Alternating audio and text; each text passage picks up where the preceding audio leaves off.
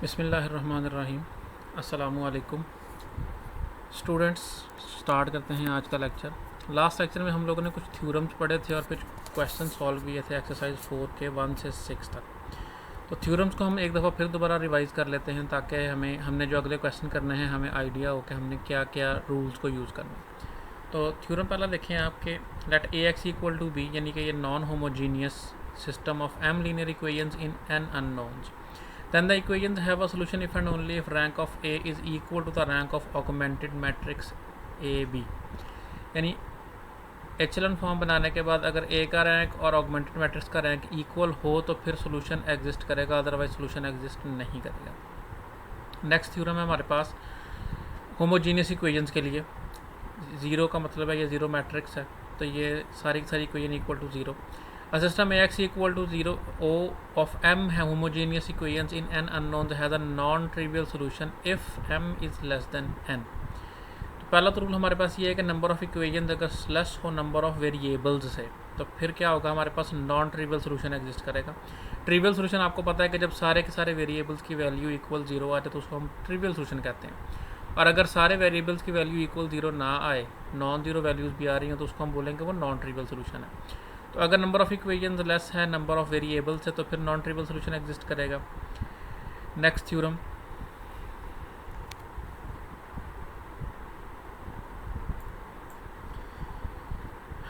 a system of m homogeneous equations ax equal to 0 in n variables has a non-trivial solution if and only if the rank of a is less than n। कि अगर हमारे पास ये वाली condition ना हो, suppose m less than n, number of equation less ना हो number of variable से, नंबर ऑफ इक्वेशन इक्वल हो जाए या ग्रेटर हो जाए नंबर ऑफ वेरिएबल से, तो फिर अगर हम उसकी जब एचलन या रिड्यूस एचलन फॉर्म बनाएंगे तो उसका रैंक अगर लेस देन n आ जाए तो तब भी हमारे पास नॉन ट्रिवियल सोल्यूशन एग्जिस्ट करेगा। Hence the system of n equations in n variables has a non-trivial solution if and only if a is non-singular।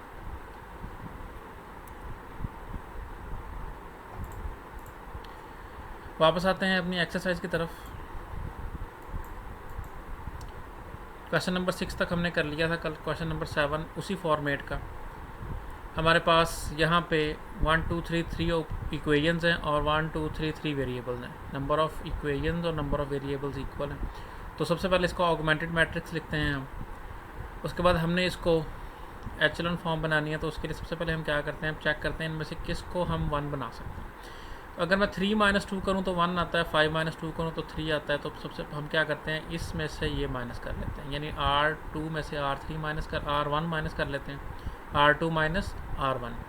तो ये हमारे पास 1 बन गया। अब हम क्या करेंगे, इसको ऊपर ले आएंगे। उसके लिए क्या करना पड़ेगा, R1 और R2 को आपस में इंटरचेंज करना पड़ेगा। R1 2 किया हमने तो ये आपस में इंटरचेंज होगी। अब आपने इस 1 को यूज़ करना है और इन दोनों को 0 बनाना है। तो क्या करेंगे आप, R2 माइनस 2R1 और R3 माइनस 5R1, ये हमने ऑपरेशन किए, दोनों ज़ीरोज़ हो गए और ये हमारे पास बाकी का मैट्रिक्स है। उसके बाद आपने क्या किया कि इस 7 को यूज़ करके नीचे वाले को हम पहले ही 0 बना लेते हैं। तो क्या किया हमने, R3 माइनस R2, उससे ये 0 हो गए, ये भी 0 हो गया। अब इससे आगे हमें जाने की ज़रूरत नहीं है। ज़रूरत क्यों नहीं है, क्योंकि हमने ये कहा हुआ है कि अगर रैंक ऑफ ए और रैंक ऑफ ए बी, ए का रैंक और ऑगमेंटेड मैट्रिक्स का रैंक आपस में इक्वल ना हो तो सोल्यूशन एग्जिस्ट नहीं करेगा। यहाँ पे आप देख सकते हैं ए का रैंक इस वक्त 2 है, 1 2, सिर्फ 2 नॉन ज़ीरो रोज़ हैं, जबकि ऑगमेंटेड मैट्रिक्स में 1 2 3 नॉन ज़ीरो रोज़ हैं। दोनों का रैंक इक्वल नहीं है तो सोल्यूशन डज नॉट एग्जिस्ट।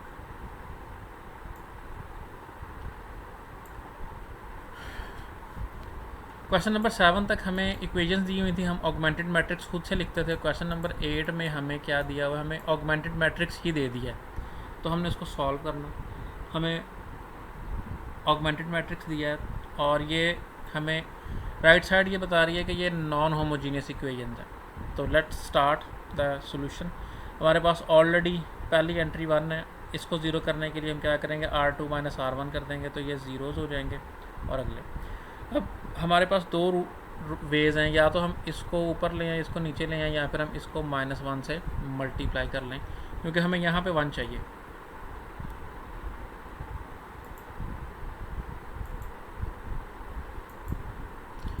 तो हमने ये किया कि हमने R3 में R2 ऐड कर दी, जो लास्ट रो थी उसके अंदर हमने सेकंड रो को ऐड किया, तो ये दोनों ज़ीरोज़ हो गए।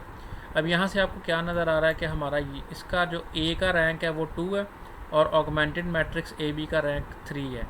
रैंक्स आपस में इक्वल नहीं है, तो इसका मतलब है सोल्यूशन एग्जिस्ट नहीं करेगा। और हमने पढ़ा था जब सोल्यूशन एग्जिस्ट ना करे तो उस सिस्टम को हम कहते हैं इनकंसिस्टेंट। इसका सेकंड पार्ट देखते हैं हम।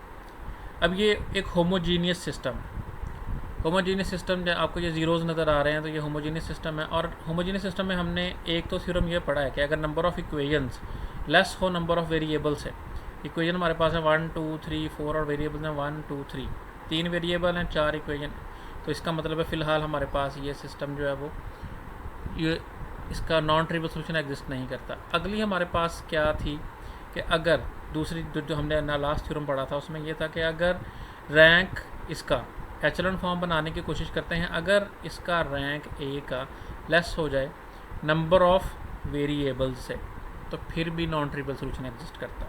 तो लेट्स सी, हमारे पास ऑलरेडी 1 है। इन तीनों को ज़ीरोज़ बनाने के लिए हम R2 में से भी, R3 में से भी और R4 में से भी R1 को माइनस कर लेते हैं। अगले स्टेप में आप देख सकते हैं कि इसने ये वाले ज़ीरोज़ यहाँ पर नहीं लिखे। ये ना लिखने का मकसद सिर्फ ये है क्योंकि ज़ीरो को ज़ीरो में ऐड कर लें, ज़ीरो को ज़ीरो में से माइनस कर लें, या ज़ीरो को किसी नंबर से मल्टीप्लाई कर लें, उसने ज़ीरो ही रहना है, उसको कोई फ़र्क नहीं पड़ने वाला। इसलिए इनको कोई फ़र्क नहीं पड़ रहा, तो इसको लिखने की भी ज़रूरत नहीं है। तो सबसे पहले आपने क्या किया, इन सबको ज़ीरो बना लिया। इन सबको ज़ीरो बनाने के बाद हमने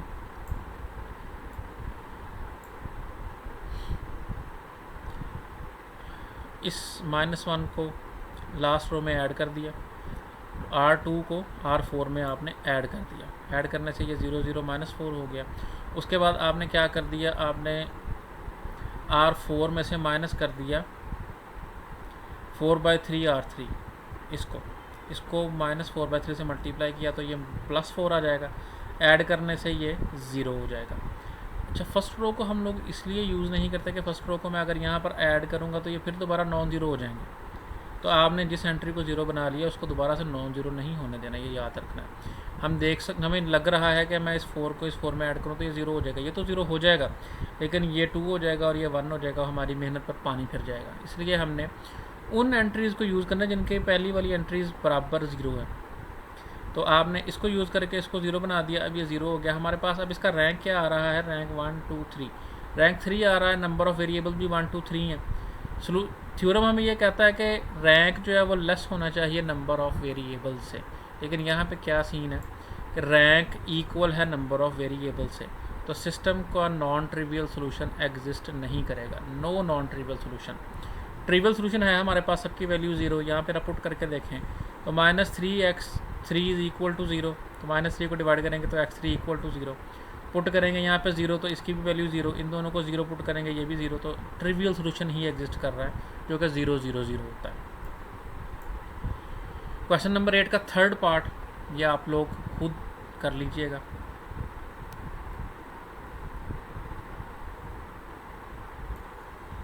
सिमिलरली क्वेश्चन नंबर 8 का 4 पार्ट भी आपसे हो जाएगा।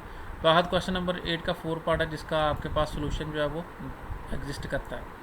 हमने इसको एचेलॉन फॉर्म बनाया, एचेलॉन फॉर्म हमारे पास सक्सेसफुली बन गई और हमारे पास वैल्यूज़ आ गई x1 3, x2 2 और x3 0।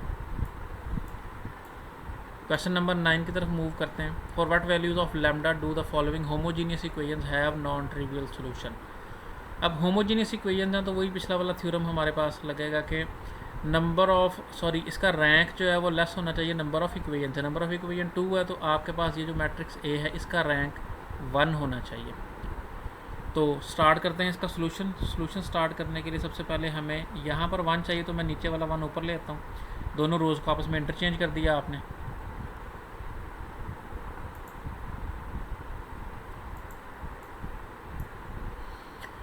रोज़ इंटरचेंज करने के बाद हमने क्या कर दिया, हमने R2 में से R1 को माइनस कर दिया। ये निचली रो में से ऊपरी रो को माइनस किया, तो ये क्या हो गया 1 - 1। 1 माइनस लैम्डा था, उसमें से ये वाला मान 1 माइनस हो गया। इसी तरह यहाँ पर 1 था, इसमें से माइनस हो गया ये वाला 1 माइनस लैम्डा। तो यहाँ पे 1 1 से कैंसिल हो गया, माइनस लैम्डा बचा, और ये 1 1 से कैंसिल होने के बाद पॉजिटिव लैम्डा बचेगा। अब चूंकि हमारे इक्वेशन दो हैं तो हमें इसका जो रैंक है वो 2 से लेस चाहिए, 1 चाहिए। तो हमें क्या चाहिए, या तो इन दोनों की वैल्यू 0 हो जाए। इन दोनों की वैल्यू 0 होने का मतलब क्या है कि हमें लैम्डा इक्वल टू 0 चाहिए। तो जब लैम्डा की वैल्यू आप 0 पुट करते हैं तो ये दोनों ज़ीरोज़ हो जाते हैं और ये भी 0 हो जाता है, तो ये 1 ये भी 1, यानी हमारे पास क्या बच रहा है, x1 plus x2 is equal to 0। क्योंकि ये होमोजीनियस सिस्टम था तो इक्वल टू दोनों के 0 0 आएगा। x1 plus x2 equal to 0, यहाँ फिर x2 is equal to minus x1। आप इस x1 को उठा के उस साइड पे ले जाएंगे तो नेगेटिव हो जाएगा। तो एक सोल्यूशन हमारे पास ये आ गया।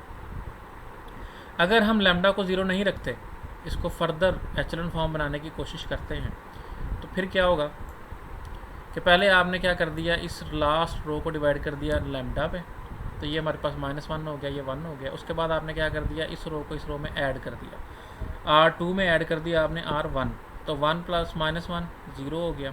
और इसको जब ऐड करेंगे 1 प्लस 1 ये 2, 2 माइनस लैम्डा हो जाएगा।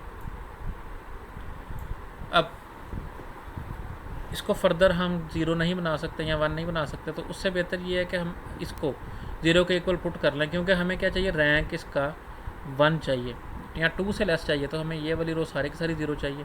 ये तो 0 है, इसको 0 बनाने के लिए क्या करना पड़ेगा, हमें लैम्डा की जगह पे 2 पुट करना पड़ेगा। जब आप लैम्डा की जगह 2 पुट करेंगे तो 2 माइनस 2 0।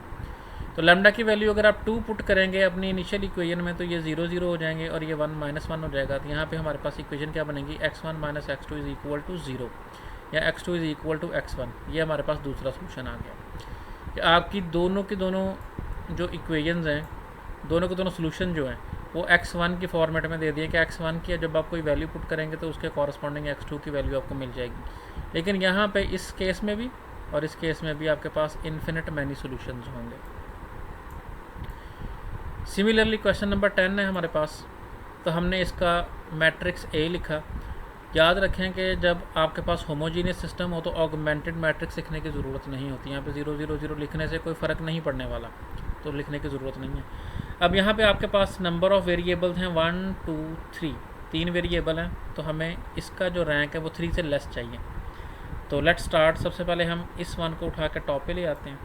R13 किया हमने, ये स्टार्ट में आ गया और ये एंड पे चला गया। उसके बाद हमने इन दोनों को 0 बनाना है, तो इन दोनों को 0 बनाने के लिए R2 माइनस R1 कर देंगे और R3 minus 3 minus lambda into R1। तो ऑपरेशन करने से हमारे पास ये सोल्यूशन आ गया। उसके बाद हमें क्या चाहिए, हमें यहाँ पर 1 चाहिए। तो हम देख सकते हैं ये दोनों लैम्डाज हैं, अगर इन दोनों को लैम्डा पे डिवाइड कर दें 1 1 हो जाएगा और 0 को कोई फ़र्क नहीं पड़ने वाला। तो लैम्डा पे डिवाइड कर दिया आपने R2 को, if lambda is not equal to 0। ये याद रखें कि हम वेरिएबल पे डिवाइड नॉर्मली इसलिए नहीं कर रहे थे क्योंकि हमें वेरिएबल की वैल्यू का कंफर्मेशन नहीं होती कि 0 है तो नहीं हो जाएगा। अगर ये 0 हो जाएगा तो ये सारा अनडिफाइंड हो जाएगा, इसलिए। तो अगर ये 0 नहीं है तो हमारे पास ये रो ये बनती है। उसके बाद हमने इस 1 को यूज़ करके ऊपर भी और नीचे भी ज़ीरोज़ बनाने हैं। तो हमने ऑपरेशन क्या किया, R3 minus 2 into lambda R2,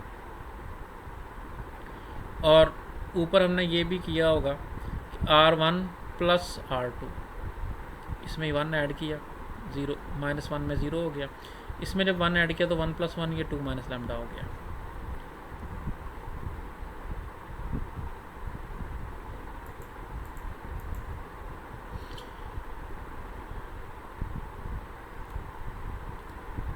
अब हमें चूंकि इसका रैंक चाहिए 3 से लेस रैंक के लिए हमें अगर ये वाला एलिमेंट भी 0 हो जाए, ये एंट्री 0 हो जाए, तो फिर इसका रैंक क्या हो जाएगा, 2 हो जाएगा।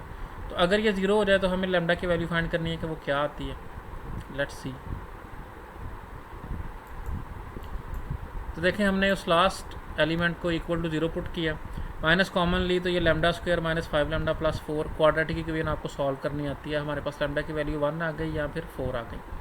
तो हम क्या करते हैं, पहले लैम्डा की वैल्यू 4 पुट कर लेते हैं। तो हमारे पास जो मैट्रिक्स बनता है वो ये बनता है। यहाँ से हमारे पास ये क्या बन रहा है, x1 minus 2x3, x1 minus 2x3 equal to 0। यहाँ से हमारे पास x1 की वैल्यू आ गई 2x3, यहाँ पे 3 आएगा, ये मिस्टेकनली लिखा हुआ है। और यहाँ पे क्या हो रहा है, x2 plus x3 is equal to 0। x3 को उठा के उस साइड पे ले जाए तो x2 is equal to minus x3 या x3 is equal to minus x2, एक ही बात है। तो हमारे पास क्या आ गया, ये x1 और x3 की वैल्यू आ गई in the form of x2।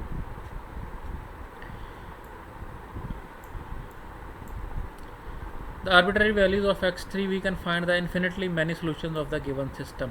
कि आप यहाँ पर x2 की जगह पे जब भी वैल्यूज़ को चेंज करते जाएंगे तो हमारे पास बेशुमार वैल्यूज़ आ जाएंगी। ठीक है जी। और जब पहले हमने क्या पुट किया था, लैम्डा की वैल्यूज़ हमारे पास दो आई थी 1 और 4। पहले हमने 4 पुट की, अगर हम 1 पुट करेंगे तो उससे क्या बनेगा, उससे हमारे पास मैट्रिक्स ये बन रहा है x1 plus x3 is equal to 0, यहाँ x1 is equal to minus x3, x2 plus x3 equal to 0, x2 is equal to minus x3। तो हमारे पास दो इक्वेशंस आ गई in the form of value x3 की वैल्यूज़ को change करेंगे तो आर्बिट्रेरी वैल्यूज़ जब इसको असाइन करेंगे तो इन्फिनिट मैनी सोल्यूशन आपके पास आ जाएंगे। लास्ट पीछे हमने ये कहा था कि अगर लैम्डा 0 नहीं है, if lambda is not equal to 0, तो फिर हमारे पास ये सिचुएशन आ रही है। लेकिन अगर लैम्डा 0 हो जाए तो फिर क्या सिचुएशन आती है,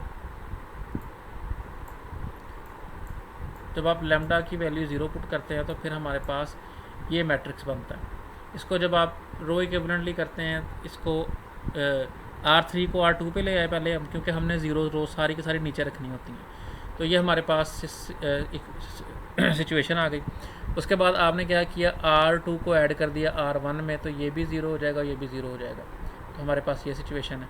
यहाँ पे x1 की वैल्यू हमारे पास 0 आ गई, ये पर्टिकुलर वैल्यू है। लेकिन उसके बाद हमारे पास क्या है, x2 minus x3 is equal to 0, x2 is equal to x3। ये हमारा थर्ड सोल्यूशन है। क्वेश्चन नंबर 11 को देखें।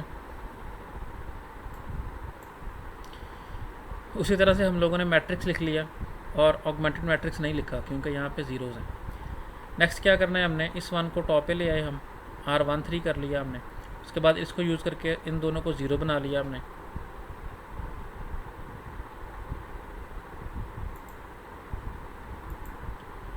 फिर इसको 1 बनाने के लिए हमने क्या किया, माइनस लैम्डा माइनस 2 पे डिवाइड कर लिया, ये 1 बन गया। इस 1 को यूज़ करके फिर इन दोनों को 0 बनाना है हमने, ये भी 0 बना लिया हमने। इसको फ़िलहाल उसने नहीं छेड़ा।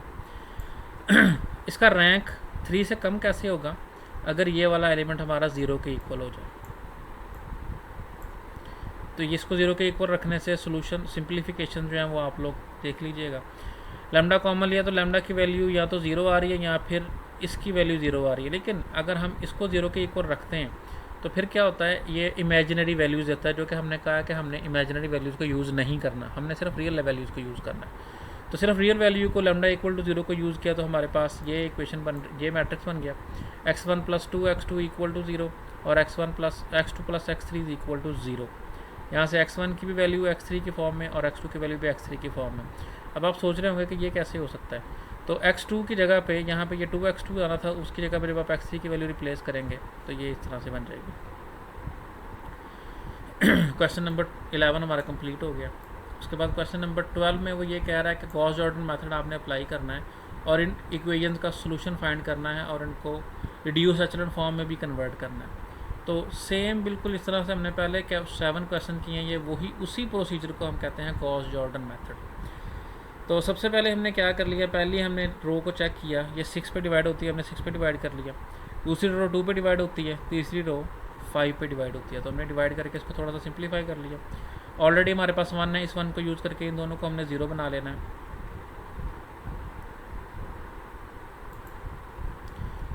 तो वो दोनों 0 बन गए हमारे पास। उसके बाद ये -1 है और ये 1 है। हम यहाँ तो ये कर लें कि इसको 0 बना लेते हैं। इसको ऐड किया आपने, R3 को ऐड कर दिया R2 में, R2 प्लस R3 कर दिया आपने, तो ये 0 हो गया और ये -5 हो गया। इसी तरह इसको आपने पहली रो में ऐड कर दिया तो उससे भी ये भी 0 हो गया।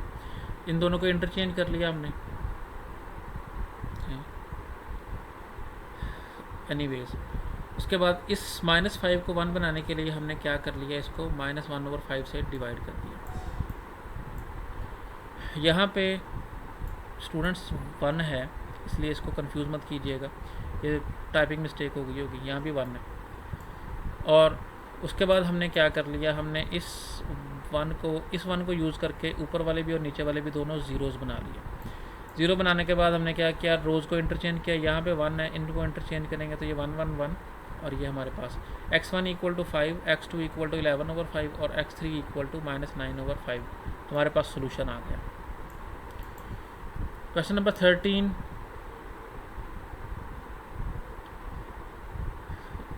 हमने क्योंकि ये होमोजीनियस सिस्टम है, इसलिए हम इसका ऑगमेंटेड मैट्रिक्स नहीं लिखते, हम जस्ट कोफिशिएंट्स का मैट्रिक्स ए लिख लेते हैं।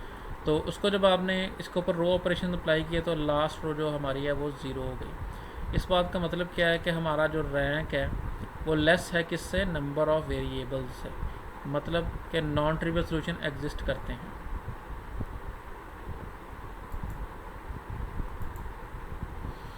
ये चेक करें, the system has a non trivial solution. उसके बाद आपने उन इक्वेशंस को इक्वेट करके x3 की फॉर्म में सबकी वैल्यूज़ फाइंड आउट कर ली। क्वेश्चन नंबर 14 बिल्कुल इजी है, आप लोग कर लेंगे इंशाल्लाह। क्वेश्चन नंबर 15 भी 16 भी ये आप लोग खुद कीजिएगा।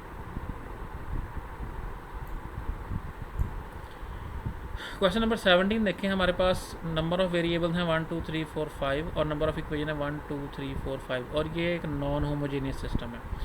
तो चेक करते हैं, अगर हमारा ये मैट्रिक्स नॉन सिंगुलर निकलता है या इसका रैंक और ऑगमेंटेड मैट्रिक्स का रैंक इक्वल आता है तो फिर हमारा सोल्यूशन एग्जिस्ट करेगा, अदरवाइज़ नहीं। तो सबसे पहले हम क्या करते हैं, हमारे पास पहली एंट्री ऑलरेडी 1 है, इसको नहीं, नीचे वाली सबको ज़ीरो बनाने के लिए हम तमाम रोज़ में से पहली रो को माइनस कर लेते हैं। R2 minus R1, R3 minus R1, R4 minus R1 and R5 minus R1, subtracting R1 from the remaining rows. ये आपने सब्ट्रैक्ट करके सारे के सारे ज़ीरो बना लिए। उसके बाद इसको पॉजिटिव करने के लिए -1 से मल्टीप्लाई कर लिया हमने R2 को, तो ये 1 1 हो गया। अब इस 1 को यूज़ करके उन सबको ज़ीरो बनाना है आपने।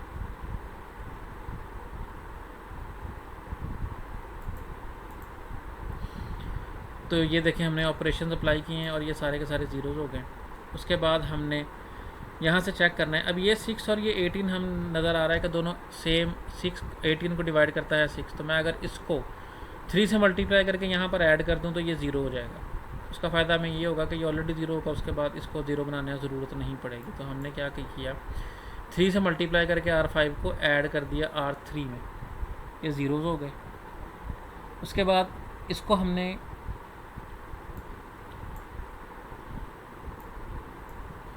ये 6 1 बनाने के लिए 1/6 पे हमने 6 पे डिवाइड कर दिया, ये 1 बन गया हमारे पास। उसके बाद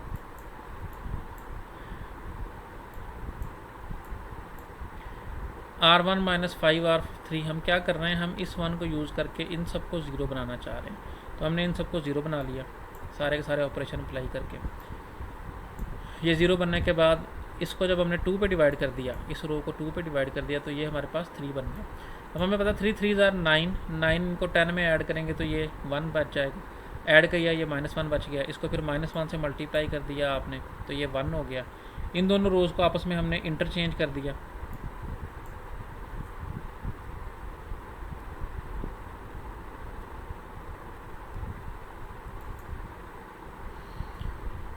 उसके बाद आपने क्या किया, इस 1 को यूज़ करके नीचे वाले ज़ीरो कर दिया और इस -1 को यूज़ करके ऊपर वाले सारे ज़ीरो कर दिए। ज़ीरो करने के बाद हमने क्या कर दिया, इसको -1 को पॉजिटिव बना लिया और उसके बाद रो को इंटरचेंज कर लिया। तो हमारे पास रैंक ऑफ ए और rank of A B equal है, ये भी 5 है और ये भी 5 है। 5 नॉन ज़ीरो रोज़ है। ये गौर करें तो रो में एक भी नॉन ज़ीरो एंट्री हो तो हम कहते हैं ये नॉन ज़ीरो रो है, नॉन ज़ीरो रो। इसलिए ये पूरी की पूरी रो को चेक करना है जब आपने ऑगमेंटेड मैट्रिक्स का रैंक चेक करना है। जब आपने ए का रैंक चेक करना है तो आपने सिर्फ इतना पोर्शन चेक करना है। जब ऑगमेंटेड मैट्रिक्स का तो ये सारा, जस्ट इसको नहीं चेक करना। रैंक दोनों का इक्वल है तो इसका मतलब है यूनिक सोल्यूशन एग्जिस्ट करता है। तो x1 -19, x2 -10, x3 10, x4 0 और x5 28, ये हमारे पास सोल्यूशन आ गया। सिमिलरली क्वेश्चन नंबर 18 और क्वेश्चन नंबर 19 आप लोगों से हो जाएंगे इंशाल्लाह, कर लीजिएगा, इजी है। क्वेश्चन नंबर 20, इसको ज़रा गौर से देख लें, important. Show that the system this is inconsistent if C is not equal to 2a - 3b। System inconsistent कब होता है, जब सिस्टम का सोल्यूशन एग्जिस्ट ना करे। और नॉन होमोजीनियस सिस्टम की सूरत में अगर हमारे पास इस a का रैंक लेस आ जाए इस ए बी के रैंक से, तो फिर हम कहते हैं सिस्टम इनकन्सिस्टेंट है या इसका सोल्यूशन एग्जिस्ट नहीं करता। तो हम लोगों ने सबसे पहले क्या किया, ऑगमेंटेड मैट्रिक्स लिख लिया ए बी। उसके बाद इसको हमने 1 बनाने के लिए इसको 2 पे डिवाइड कर दिया, तो ये हमारे पास 2 पे डिवाइड हो गए। उसके बाद हमने क्या किया, इस 1 को यूज़ करके इन दोनों को 0 बनाना था, तो R2 minus 3R1 R3 plus 5R1, ये हमारे पास ऑपरेशन आ गया। उसके बाद हमने क्या कर दिया, अब हमने इस रो को 3 से मल्टीप्लाई करके इसमें ऐड कर दिया। ऐसा क्यों किया, क्योंकि ये 5/2 है, ये 15/2 है। फ़र्क किस चीज़ का है, ये 3 टाइम्स होगा इसके इक्वल, तो इसको हमने 3 से मल्टीप्लाई करके इसमें ऐड कर दिया, तो ये भी 0 हो गया और ये भी 0 हो गया। अब यहाँ पे हमें क्या नज़र आ रहा है कि हमें a का रैंक नज़र आ रहा है 2, और जो ऑगमेंटेड मैट्रिक्स है उसका रैंक 3 होगा अगर ये नॉन ज़ीरो हो। अगर ये 0 हो जाए तो इसका रैंक भी 2 आ जाएगा, सिस्टम इनकन्सिस्टेंट नहीं होगा। लेकिन हमें क्या कहा हुआ है, show that system is inconsistent. Inconsistent होने के लिए हमें ये नॉन ज़ीरो चाहिए, यानी ऑगमेंटेड मैट्रिक्स का रैंक 3 हो और a का रैंक तो 2 है। तो for system inconsistent rank of a is less than rank of augmented matrix rank a b। तो इसका रैंक लेस होने के लिए हमें क्या चाहिए, ये वाली एंट्री नॉन ज़ीरो होनी चाहिए। हमने यहाँ पे लिख दिया कि ये नॉन ज़ीरो होना चाहिए। ये अगर नॉन ज़ीरो हो तो यहाँ पे 5a/2 माइनस 9a/2 इन दोनों को आप ऐड करें तो 5 माइनस 9 माइनस 4/2, माइनस 4/2 को 2 पे डिवाइड किया minus 2a, c minus 2a plus 3 भी नॉन ज़ीरो। यहाँ इन दोनों को हम उठा के उस साइड पे ले जाते हैं तो ये -2 उधर +2 हो जाता है, ये +3 उधर जाके -3। c is not equal to 2a minus 3b। हमने शो भी यही करना था कि ये इनकन्सिस्टेंट होगा if c is not equal to 2a minus 3b। तो हमने यही शो कर दिया कि c is not equal to 2a minus 3b। तो स्टूडेंट्स यहाँ पे हमारी एक्सरसाइज 4 और चैप्टर नंबर 4 कंप्लीट हो गया।